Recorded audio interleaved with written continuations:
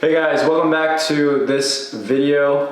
Welcome to this channel. In this channel, I encourage high-performance entrepreneurs to increase their time spent doing what they most love by taking first control of their environments and optimizing their time and schedule. So this is going to be the third strategy that I have included in the free guidebook that I've linked down below, so you can go check that out. Check out that guidebook first before you watch this video, and if you have questions about a specific strategy, I am creating a video for each strategy on this channel, so you can know exactly what it is that I intended for you to take with you. So, without losing any time and getting distracted, let's get into this strategy. Alright, so this is, I believe, the third strategy that I have in my guidebook.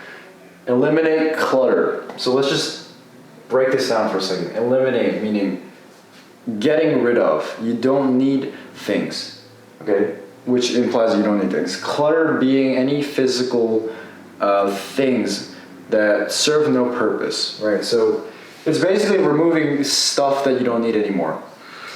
Like I said, removing physical objects. This is very important, especially when you want to get work to work very quickly without any resistance.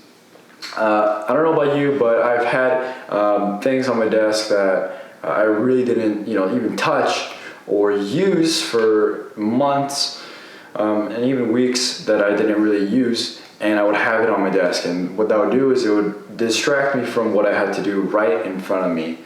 By having those things on your desk, it just clouds your judgment and your fast reflexes to get to the work that is most necessary.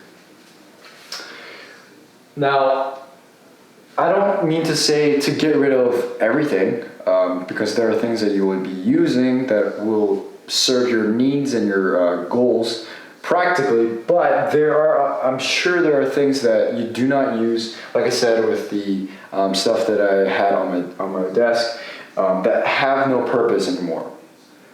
Now, by doing that, I'm going to be talking about what will result from it, but I do want to say that if you really consider these things on your desk as important to you, don't get rid of them, right? Because they have a special meaning and memory attached to it that you get motivated by, or you find yourself really just being inspired by, because it references a part of your life that you're proud of, for example. Those things, even though you're not going to be using practically, they have a use for in really optimizing your emotional levels, your calm, so that you're able to get into your zone.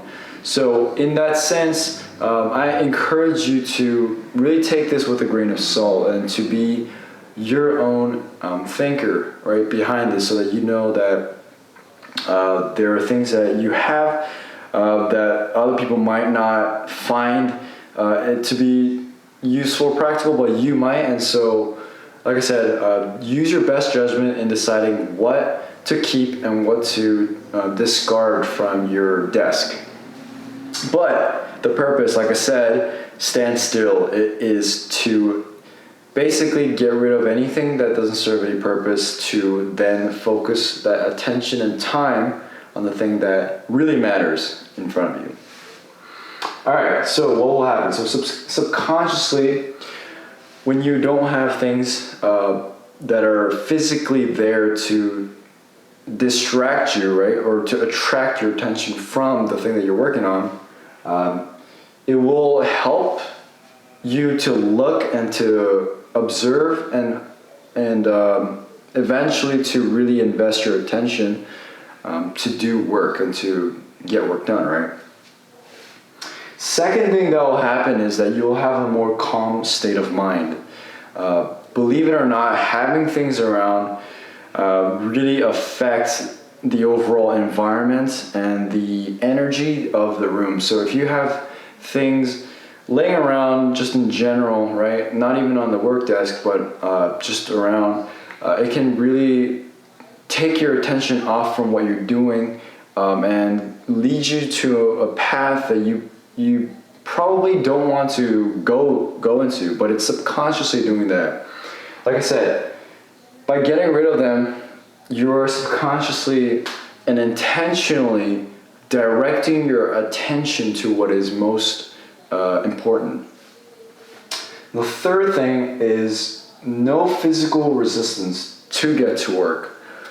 If you have a lot of things that you have to go through in order to then be in the state of calm and to then begin to work, that's going to cause unnecessary resistance, and you don't want that especially when you are super, you desire to be super laser focused on something, to create something and to produce your highest quality work. You don't want things to be in your line of sight to be distracting you from what is right in front of you. So those key points here that I've included and that I've shared with you, I hope that you take this with a grain of salt, like I said, but the purpose of it really is to help you to focus on what is necessary and not necessarily to distract you. So I hope you like this video, and I will be,